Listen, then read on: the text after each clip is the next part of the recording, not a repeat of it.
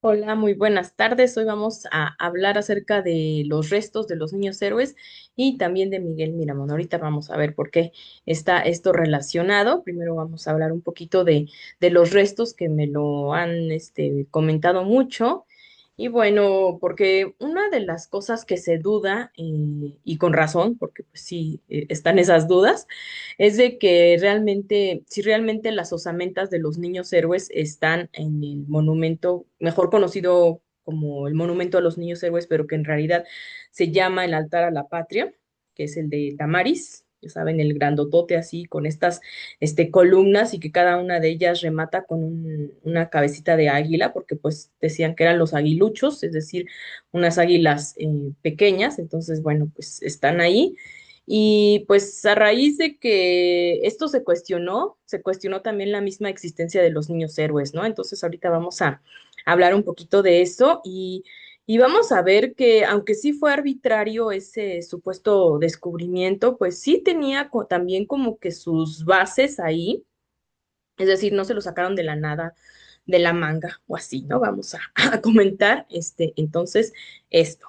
Recordemos, pues el 13 de septiembre, ¿no? De 1847, bueno, recordemos más bien lo que hemos leído, porque no podemos recordarlo, ¿verdad? No estábamos ahí, pero bueno, en las crónicas, en los documentos, lo que se menciona es que uno de los generales de Estados Unidos dio autorización para que se usaran las zanjas que se habían, pues, usado antes como trincheras de la parte de los mexicanos y principalmente, pues, el batallón de San Blas que estaba a ras del cerro, para que ahí hicieran, pues, estas tumbas, fosas comunes, ¿no? Eran, tumbas improvisadas, principalmente para la parte del ejército mexicano. Entonces ahí terminan pues muchos soldados del batallón de San Blas y recordemos, bueno, de los cadetes se habían quedado aproximadamente 50, pero bueno, pues de ellos mueren 6, ¿no? Los demás pues hay heridos, hay prisioneros, pero no es que se ensañaran con ellos, ¿no? Al principio cuando llegan, pues estos soldados estadounidenses, incluso, bueno, pues sí, obviamente sí les disparan porque ellos también estaban disparando a los que estaban disparando, es decir, bueno, no todos hicieron eso, pero a los que hicieron eso, pues sí, empezaron también ellos a responder, ¿no? Con el mismo fuego y después se dan cuenta. Precisamente que son cadetes y dicen, no, pues hay que moderarse, ¿no? Entonces sí, hay unos que dejan heridos, otros pues los hacen prisioneros, pero ya no, ahí no es tanto la matanza, ¿no? A ese grado como la hubo en los inicios del cerro. Entonces, bueno, tenían como muy identificados a estos cuerpos de estos chicos porque desde ahí viene la confusión. Muchos dicen, bueno, se hicieron esto de poner los cuerpos de los soldados en una fosa común, diríamos, pues sí, en las trincheras, pues ahí seguramente mezclaron todos, ¿no? Que no iban a estar como escogiendo, ¿no? Pero leyendo las crónicas, por ejemplo, de José Tomás de Cuellar, la verdad es que sí lo hicieron, sí estaban como clasificando, estaban identificando, y yo creo que también esto era como en el caso de estos chicos, pues avisar a sus familias, ¿no? Pues ni modo, así ahora sí que la triste noticia, ¿no? Y pues el batallón de San Blas también, entonces estaban como colocando aparte, ¿no? Y en el caso, por ejemplo, de los cadetes que mueren en la parte del castillo, sí los ubican pues en un sitio. De hecho, lo que comenta José Tomás de Cuellar es que él estaba buscando el cuerpo de Montes de Oca y que pues ahí lo van a encontrar hasta después de 3 días que estaba en la parte norte, pero en la ladera del cerro, que ya habían encontrado a su amigo Vicente Suárez, que de hecho Vicente Suárez es el que le salva la vida a varios de ellos, incluyendo a José Tomás de Cuellar, porque se interpone ahí en la escalera de caracol y pues ahí dice José Tomás de Cuellar, ¿no? Con su pequeño fusil y pues hace como barrera humana, ¿no? Y gracias a él es que pues se puede salvar Cuellar, que en ese entonces era cabo de 17 años, es decir, tenía una edad parecida pues a varios de los cadetes, apenas lo habían nombrado cabo, y varios del batallón de San Blas que estaban con él. Entonces, pues ahí aprovechan, ¿no? Como para salvar esas vidas, pero pues sí, se sacrifica, ¿no? Vicente Suárez, después él también lo anda buscando, y es una cosa muy triste porque es cuando él dice, ya nada más alcancé a ver ahí sus botitas, ¿no? De este chico. Y pues sí, los estaban como clasificando quiénes eran. Entonces, obviamente, los sobrevivientes de los alumnos conocían a sus compañeros. Y entonces, ya después, cuando van a darles libertad provisional a los prisioneros, ¿por qué? Porque pues también no tenían como para estar manteniendo a tantos presos. E incluso, bueno, Monterde, Mariano Monterde, que era el director y que también estaba prisionero, pues hace que traigan parte de su dinero para que él financie pues estas comidas que les daban a estos chicos, ¿no? Porque no quería pues que los estuvieran matando de hambre, ¿no? Porque decían, no, pues son mis muchachos, pues al menos que les den de comer, ¿no? Eso hacía. Y ya finalmente, pues para Estados Unidos decían, no constituían ellos como un peligro tan grande estos chicos y dicen, bueno, pues ya vamos a liberarlos, ¿no? Quieren ellos que estos cadetes les firmen que ya no van a tomar las armas en contra de Estados Unidos, pero ninguno de ellos quiere, porque, pues por su honor, ¿no? Decían, no, no nos comprometemos a eso. Pero dicen, bueno, les vamos a dar esta libertad, pero no pueden salir de la Ciudad de México. Eran como, pues, cierta periferia, ¿no? Que iban a estar.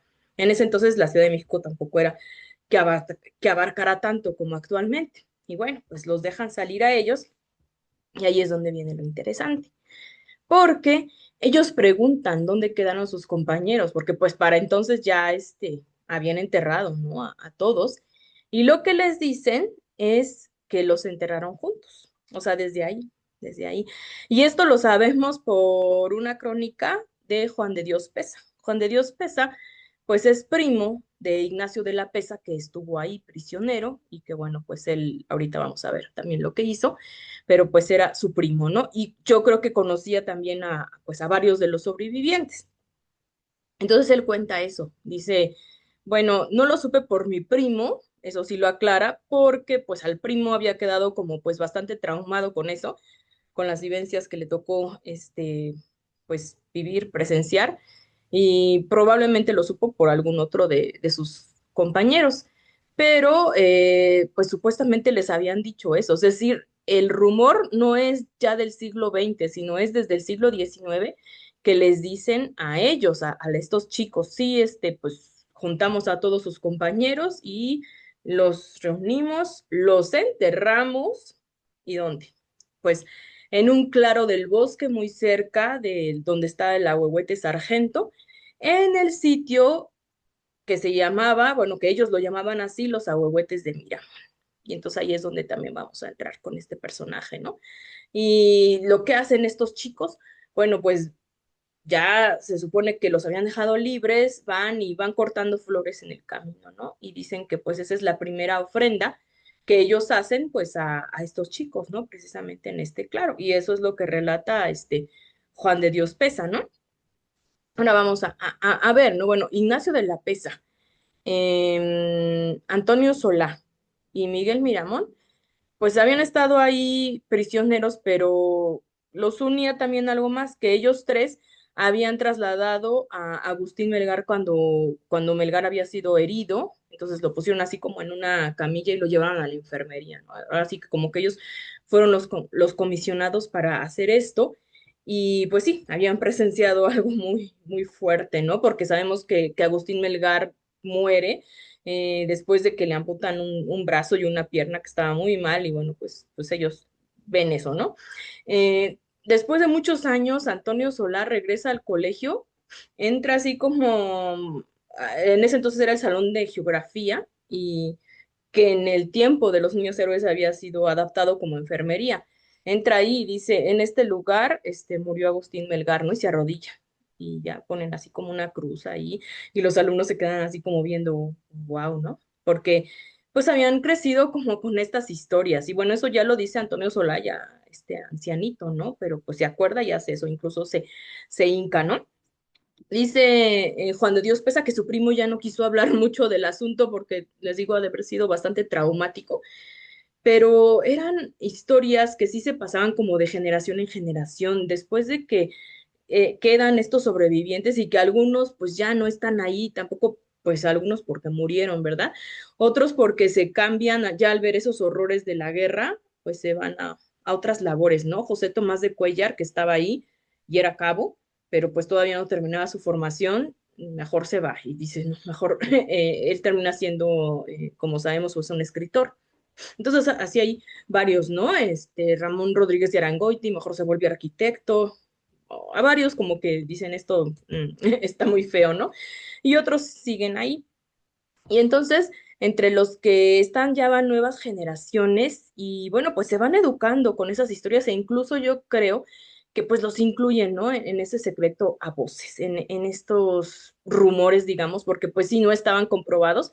Incluso ellos llegan a dudar de que sus amigos estuvieran enterrados ahí, ¿no? Y en la crónica de Pesa lo que dice es que le preguntan a Miramón, no sé por qué le preguntan a él, pero ahí dice, ¿no? Que no sé si el informante de PESA haya sido precisamente él o Antonio Sola, porque eran los que estaban con su primo, ¿no? No lo sabemos, pero bueno, pues eso dice. Que le preguntan, oigan, ¿y qué tal si nos engañaron? Y pues nada más nos dijeron, ay, sí, ahí están, ¿no? Así como, pues para consolarlos, ¿no? Y que Miramón le dice, bueno, no importa, de todas formas vamos a dejarle las flores porque van a llegar esto que estamos haciendo, pues a ellos, ¿no? En donde quiera que estén, entonces hacen pues esta ofrenda, ¿no? Pero como les digo, se pasó de boca en boca toda esta información. Llega, por ejemplo, José Montesinos, que pues es un alumno que ya entra posterior. Para ese entonces también Miguel Miramón lo ponen ahí, todavía era cadete, pero lo ponen como maestro suplente, ayudante de maestro de gimnasia y posteriormente de técnicas de artillería. Entonces, pues ahí va a tener como condiscípulos y alumnos precisamente a José Montesinos, a Julio M. Cervantes. Va a también estar Sóstenes Rocha, que aunque era más o menos de su edad, pero entra después, entonces también está por ahí. Y bueno, es que desde ese entonces empieza como una mítica acerca de, pues, de estos héroes niños. En ese entonces se les llamaba héroes niños, no niños héroes como ahora. Se les decía, héroes niños y se hacía hincapié en esto, no porque fueran niños, pues, eran adolescentes, ¿no? Más o menos como de 12 a 20 años que tenía Juan Escutia, ya no eran niños, pero eran menores de edad, que en ese entonces era 21 años, ¿no? Entonces les empiezan a decir así por dos motivos. Así empezó a referirse también el director Mariano Monterde. Y bueno, pues también los generales estadounidenses cuando los vieron dijeron, son tan solo unos niños y es por eso que les dejan de disparar a algunos, ¿no? Porque dicen, no, pues ellos a lo mejor tomen los prisioneros, aunque algunos sí se ven heridos y otros pues como esos 6 muertos, ¿no? Y bueno, pues ahí sí ya no hay remedio. O sea, por eso también a Agustín Melgar, que solamente estaba herido, no lo matan luego, luego, sí le intentan salvar la vida. Y hay pues, de él sí tenemos ahí testimonios de los generales, ¿no? De Estados Unidos. Uno de ellos que le pone una carta a su esposa, ¿no? Y encontré a un muchacho muy valiente y incluso dice su nombre, ¿no? Agustín Melgar, y pues yo me sentí muy mal y todo. Lo intentamos salvar y falleció, ¿no? Y el general Worth también lo nombra, ¿no? Entonces, bueno, pruebas hay, o sea, de la existencia y todo eso, porque ya ven que después se está negando por lo que pasó con los restos, que es lo que ahorita pues vamos a contar, ¿no? Entonces, lo que sucede es que, bueno, José Montesinos empieza como a ser depositario de esta tradición, ellos le llamaban así, de las tradiciones de los niños héroes o de los héroes niños, e incluía pues unos mapas incluso de que habían dibujado que decían más o menos como por dónde estaban, ¿no? Y desde dónde viene esto. O sea, es por eso que les digo que ahí entra lo que es Miguel Miramón, Antonio Solá, Ignacio de la Pesa, otros que también probablemente sabían, ¿no? Me imagino que Tomás de Cuellar también, Ramón Rodríguez de Arangoiti, Manuel Ramírez de Arellano, Ignacio Molina, bueno, todos los que sobrevivieron en ese momento. Creo que están tocando la puerta. Bueno, ahorita vamos a seguir platicando de esto y ya pues sí tengo que abrir. Bueno, es que iban a traer un paquete para mi hermana, entonces, espérenme. Pero es eso, ¿no? Empiezan a especular y era como su secretito, era lo que ahí se manejaba. Y bueno, les dije que también íbamos a ver esto de Miguel Miramón, ¿por qué se llamaba así ese lugar, no? Le decían los ahuehuetes de Miramón, porque sí tenía como un liderazgo muy especial este muchacho, en ese tiempo muchacho, digo, y había como descubierto ese sitio y que ahí iban a, eso lo cuenta Tejas Sabre, que biógrafo de ellos y biógrafo también de Leandro Valle, que ahí se reunían a practicar esgrima, a hacerse confidencias, a estudiar, y bueno, era como que su sitio especial, pero como lo había descubierto él, pues así le decían. Y después, pues fue también un sitio, pues se convirtió en, según esto, en tumba, ¿no? Porque ahí se supone que habían dejado descansando, pues estos restos, ¿no? Entonces, después, lo que sucede es que Montesinos le va a pasar esa información al general Plata, ya en los tiempos del Porfiriato, y entonces después de eso, había también un general, bueno, en ese entonces no era general, que se apellidaba Torrea, y él estaba muy, muy interesado por estas historias que decían de los héroes niños. Es decir, ya como que se había construido pues esta mítica. Incluso ya habían hecho el primer monumento, Rodríguez de Arangoiti, que fue uno de sus compañeros, el que les digo que se volvió arquitecto, pues ya había hecho una primera placa, así, un estilo así como de tumba, era una columna y ahí grabó los nombres de estos compañeros, pero ahí una cosa especial es que además de poner a los muertos, puso también a los heridos, puso también a los prisioneros, a todos los puso ahí, ¿no? Pero como por su forma parecía como una tumba, entonces muchas personas iban y se confundían y pensaban que allí estaban enterrados. Y pues no, la verdad es que no sabían dónde y muchos sí decían es que pues, como si fueron como fosas comunes, pues quién sabe, ¿no?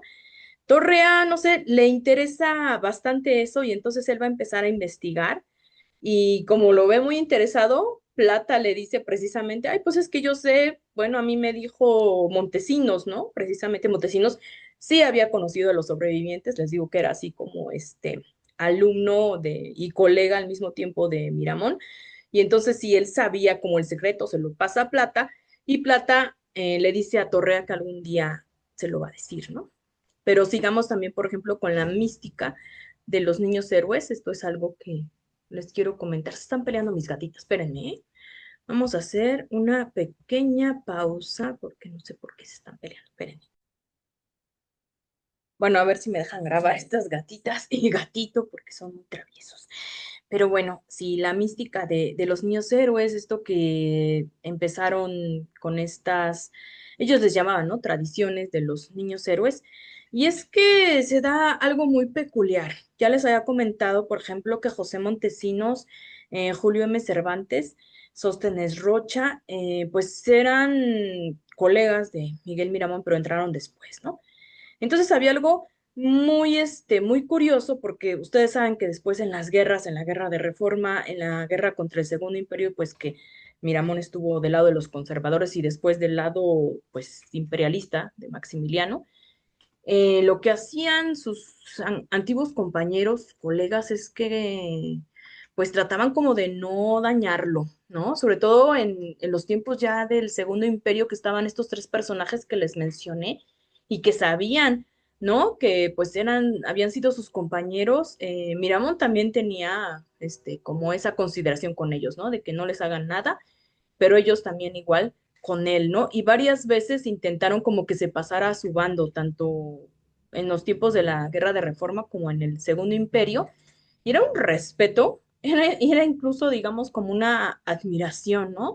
¿Saben con qué lo comparo? No sé si ustedes han visto esta película del hombre de la máscara de hierro, donde salen los tres mosqueteros y que sale D'Artagnan, ¿no? Y que luego dicen, ahí los mosqueteros, que a los mosqueteros más jóvenes dicen, ay, han crecido oyendo nuestras historias, entonces va a ser fácil vencerlos, ¿no?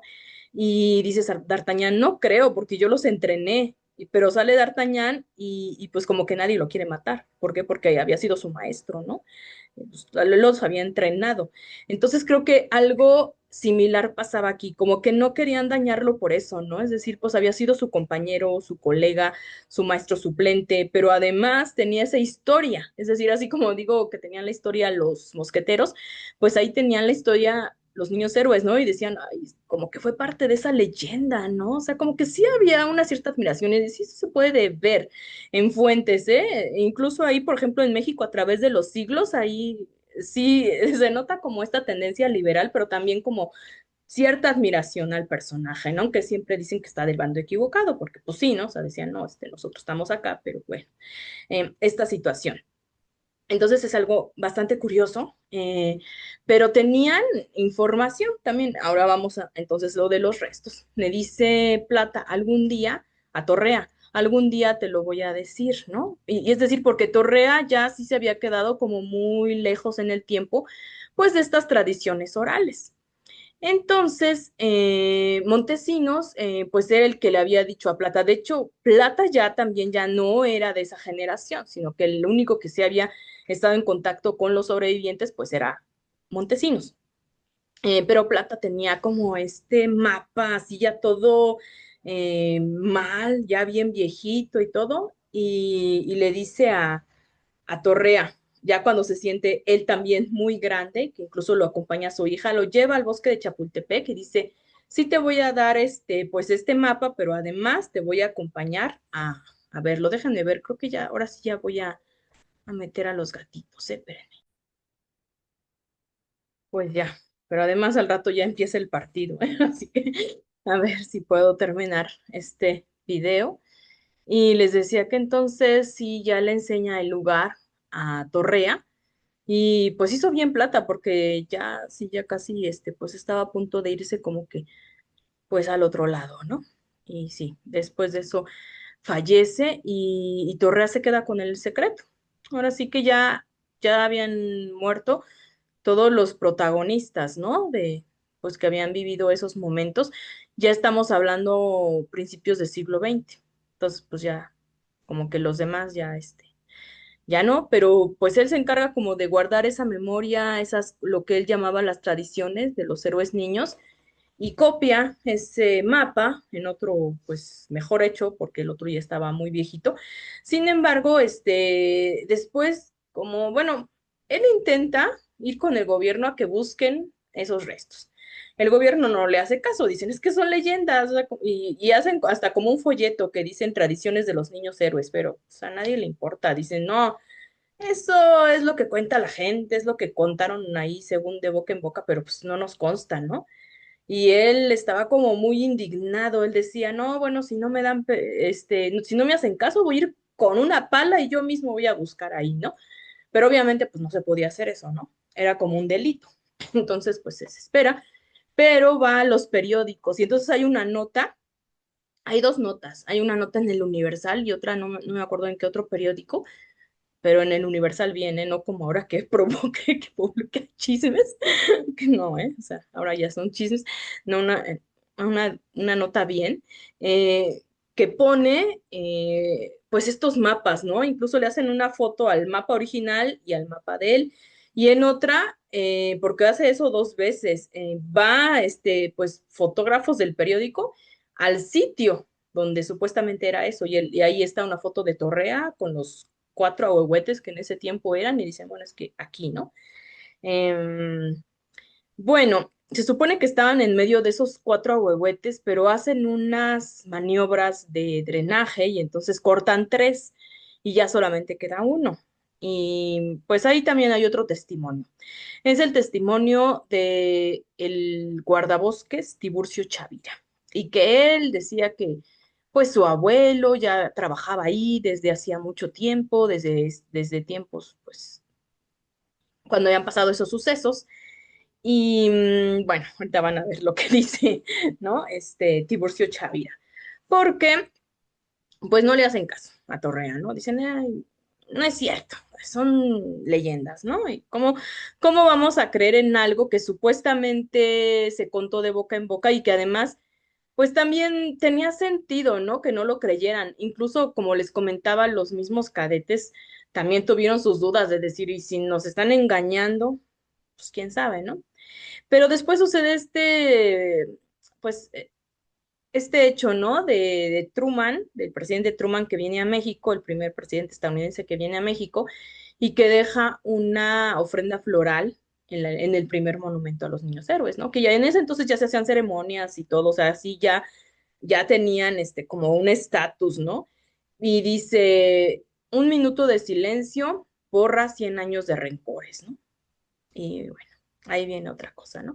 Por eso yo digo que mejor esto de las disculpas que andan diciendo, pues tiene que venir de la iniciativa de quien se quiera disculpar y si uno pide disculpas a otro que diga, ay, dime las disculpas, como que no tiene caso, ¿no? Y aparte, pues sí, como que los mexicanos somos muy sentidos, ¿no? ¿Por qué? Porque dice eso este presidente y obviamente no le aceptan eso.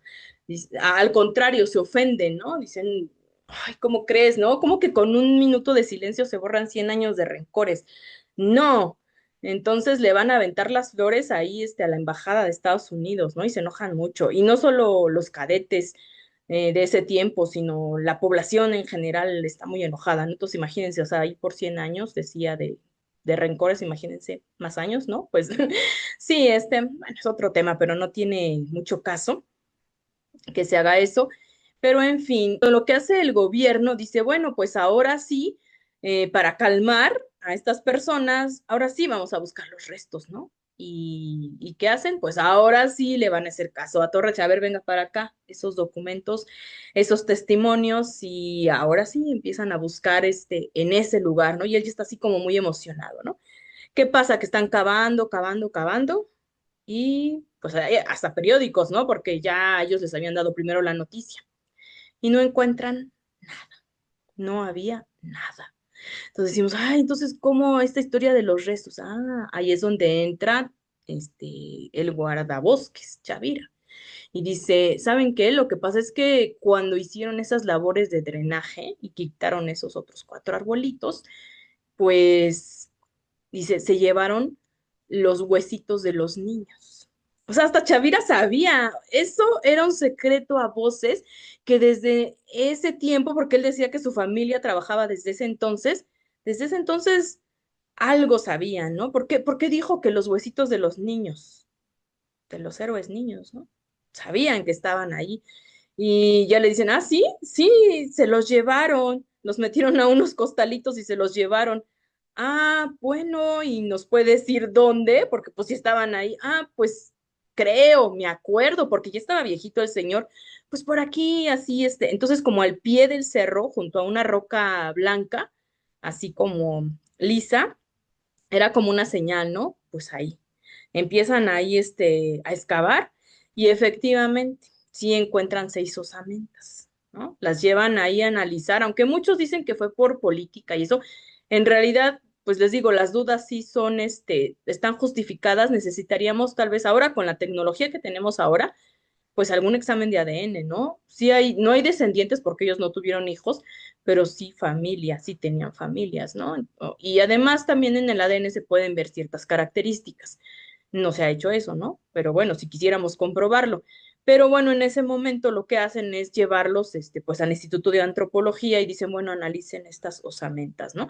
Ya no solamente estaban ellos, por ahí también habían enterrado como animalitos y así, ¿no? Como clandestinamente, ya a veces, ¿no? Así como lo consideraban como un parque. Entonces, había de todo, pero existían esas 6 osamentas y ellos ven conforme a estos análisis forenses que, bueno, dicen, sí, se trata como de 5 adolescentes y un adulto, ¿no? Dicen, ah, pues el adulto pudo haber sido o Juan Escutia o Juan de la Barrera, ¿no? ¿Por qué dicen eso? Bueno, por el huesito de la tibia y la radia en la rodilla, que dicen que, bueno, cuando ya están más grandes empieza como a solidificarse mejor, entonces cuando están más chavitos todavía, ¿no? Entonces por eso decían, sí, son como 5 adolescentes y un adulto, entonces es cuando ya toman esas osamentas y las van a colocar pues en un nuevo monumento. Ellos dicen, ahora van a tener un monumento pues solo para ellos 6, ¿no? Porque ya era más que la historia de todos, como fue en el primer monumento, ahora ya era como empezaba esta especie de mito, ¿no? Incluso ya estaba lo del mito de la bandera,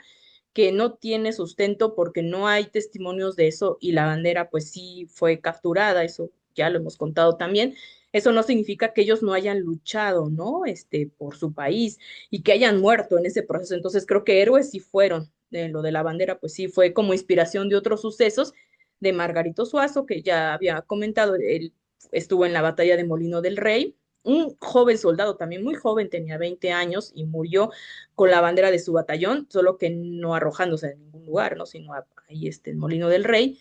y Santiago Felipe Xicotenca del batallón de San Blas, él también salvó la bandera de su batallón y muere también con ella. Entonces, como que esos sucesos se inspiraron, hicieron un poema y bueno, luego se atribuyó a los cadetes, ¿no? Primero decían como que Agustín Melgar, pero de Agustín Melgar sí había fuentes de que murió después. Entonces dijeron, ah, bueno, pues Juan Escutia, ¿no? Porque él sí andaba por donde está el Torreón. Y sí lo encontraron despeñado, acribillado en las rocas, pero él en la parte sur del cerro, al igual que Francisco Márquez, pero Francisco Márquez era muy chiquito, tenía 12 años y medio, otras fuentes dicen que 13 años y medio, pero aún así era muy chico, y pues ya se le quedó como a Juan Escutia, ¿no? Que era del que menos se sabía, el que entró como a último minuto, pero sí están documentadas sus existencias y todo lo que hicieron, ¿no? Entonces, digamos, bueno, en ese entonces ya como que el mito esto de la bandera y esto de que los seis cadetes, pues ya se hizo como más tangible en este nuevo monumento donde colocan pues estas osamentas y en medio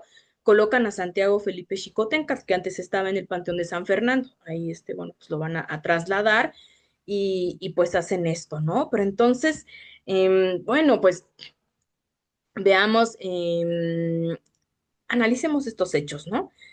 Cómo que están envuelto un episodio de la historia entre mito, entre realidades y lo que sucedió ahí para rastrear los restos, pues sí, fue una mezcla de entre leyenda, entre tradición oral y que viene desde lo que supuestamente le dijeron a estos chicos, ¿no? Ahora también estaba yo platicando con alguien y pues me dice, bueno, pues Miramón también tuvo mucho que ver ahí, ¿no? Porque pues él se quedó también como esa información, ¿no? Se la pasa a Montesinos, Montesinos se la pasa a Plata, Plata se la pasa a Torrea, y Torrea, pues bueno, más bien ahí ya Torrea sí se la quería pasar al gobierno, obviamente, pero también ellos lo utilizaron como con fines políticos, ¿no? Como para calmar a la gente y decir eso, y lo que se ha convertido en lo que ellos dicen y que muchos critican, que supuestamente es una verdad institucional, ¿no? ¿Por qué? Porque no fue bien analizada.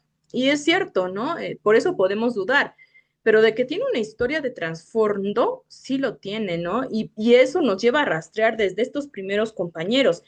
Y menciona a Miramón ahí, ¿no? Porque también eran que los ahuehuetes de Miramón, él estaba como parte de esa cadena de secretos, ¿no? Y de tradición oral y que muchas personas también a él le han llamado el séptimo niño héroe, ¿no? Y que es algo muy polémico porque pues no solo sobrevivió él, sobrevivieron varios, ¿no? Y ya he comentado varios nombres y decimos, bueno, pues entonces ellos también, o sea, el octavo niño héroe, el noveno niño héroe, o sea, todos, ¿no? O sea, todos los que están en la columna, en la primera columna, ahí están todos.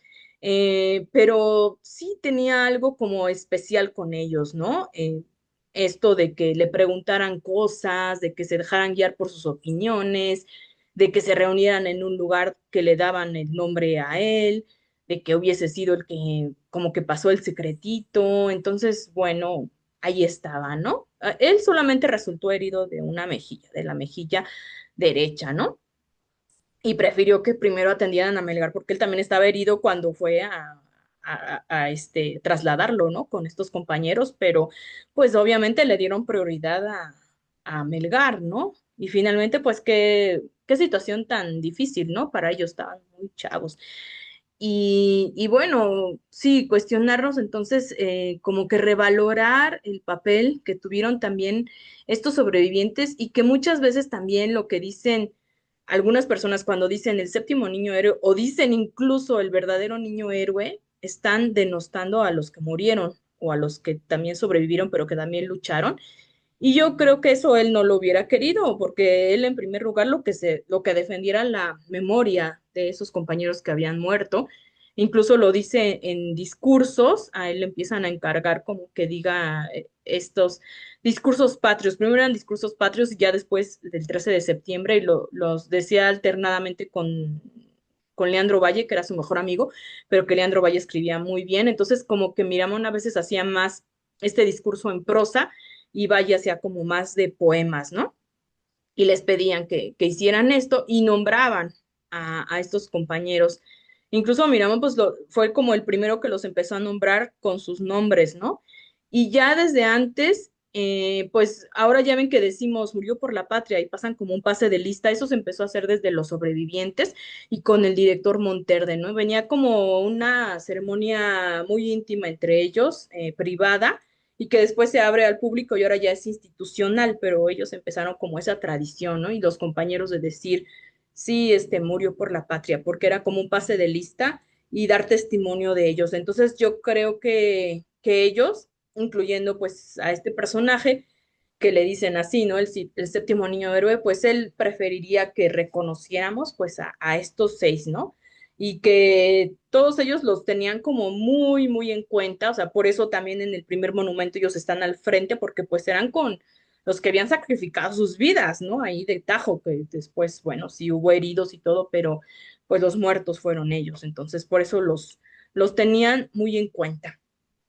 Y bueno, esto de los restos, pues también lo comento porque es un tema que se sigue investigando, que nos falta quizá analizar más, quizá en el futuro se descubran nuevas cosas. Imaginan, no lo podemos descartar cuando se hizo un análisis forense de los héroes de la independencia, los que están enterrados en la columna de la independencia, pues también se empezaron a ver cosas muy interesantes, ¿no? Como qué afecciones tenían, si eran realmente ellos y entonces los historiadores de ahorita no podemos saber lo que los historiadores del futuro probablemente descubran y que nos digan si realmente eran esos restos o se trata de algo más. No lo sabemos. Pero eso de todas formas no quita que ellos hayan existido y que hayan dado la vida por su país. Entonces eso es muy importante. Me despido por el momento y ahora sí, ya son las 7, así que vámonos a ver el partido. Hasta luego.